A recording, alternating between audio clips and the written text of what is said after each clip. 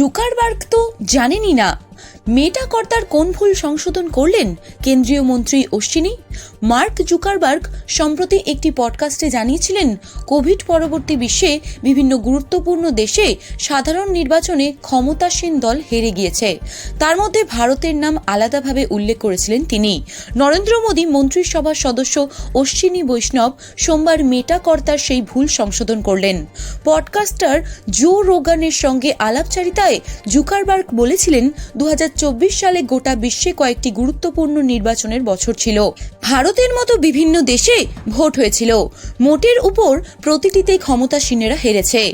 মেটা কর্তার সেই তথ্য উড়িয়ে দিয়ে অশ্বিনী বলেন, 2024 সালের লোকসভা ভোটে বিজেপি জয়ী হয়েছে। মোদিজি টানা তৃতীয়বার প্রধানমন্ত্রী হয়ে নজির গড়েছেন। জুকারবার্গের মতো ব্যক্তির এমন ভুল তথ্য দেওয়ার ঘটনা হতাশাজনক।